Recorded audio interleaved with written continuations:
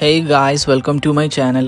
അപ്പോൾ കഴിഞ്ഞ വ്ളോഗിൽ നമ്മൾ പത്താം ദർബാർ സ്ക്വയറിൻ്റെ പുറത്തുള്ള കാഴ്ചകളാണ് നമ്മൾ കണ്ടതും വിവരിച്ചതൊക്കെ. അപ്പോൾ ഇന്നത്തെ വീഡിയോയിൽ ഈ ഒരു പത്താം ദർബാർ സ്ക്വയറിൻ്റെ മ്യൂസിയത്തിൻ്റെ ഉള്ളിലുള്ള കാഴ്ചകളാണ് നിങ്ങളെ കാണിക്കാനായിട്ട് ഉദ്ദേശിക്കണം. അപ്പോൾ നമുക്ക് ആ വിശദാംശങ്ങളിലേക്ക് പോവാം. വരൂ.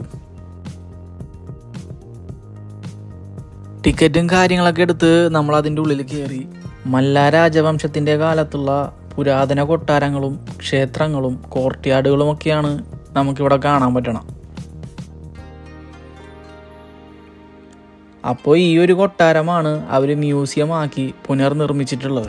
ദക്ഷിണേഷ്യയിൽ തന്നെ ഏറ്റവും മികച്ച മ്യൂസിയങ്ങളിൽ ഒന്നായിട്ടാണ് ഈ ഒരു മ്യൂസിയം കരുതപ്പെടണം.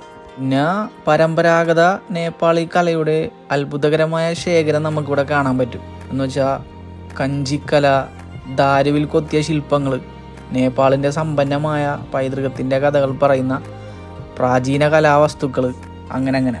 അതുപോലെ ഇവിടുത്തെ ഈ ജനൽപ്പാളികളും മരത്തിൻ്റെ തടിയൊക്കെ എടുത്ത് നോക്കിയാൽ തന്നെ വളരെയധികം ഡീറ്റെയിൽ ആയിട്ടാണ് ഇവരിത് കൊത്തിവെച്ചിട്ടുള്ളത്.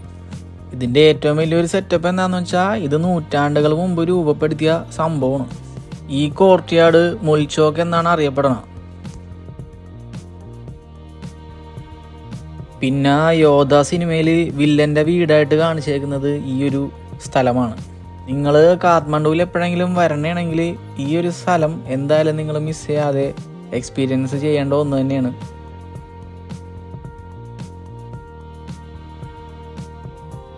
പത്താൻ മ്യൂസിയം ഒരു കലാസമാഹാരം മാത്രമല്ല, ചരിത്രവും കലയും സംസ്കാരവും ഒരു നിലയിലാക്കിയ ഈ മ്യൂസിയം ഒരു അതുല്യ അനുഭവം തന്നെയാണ്.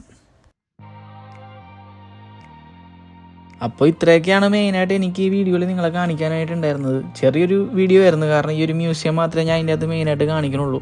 അപ്പോൾ ബാക്കിയുള്ള നേപ്പാളിലെ വിശേഷങ്ങളൊക്കെ ഞാൻ അടുത്ത വ്ളോഗിൽ നിങ്ങൾക്ക് കാണിച്ചു തരാം, വിശേഷങ്ങളൊക്കെ പറഞ്ഞുതരാം.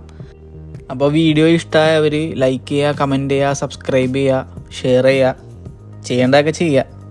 അപ്പോൾ അതൊക്കെ തന്നെ. വീണ്ടും സന്ധിക്കും വരയ്ക്കും വണക്കം.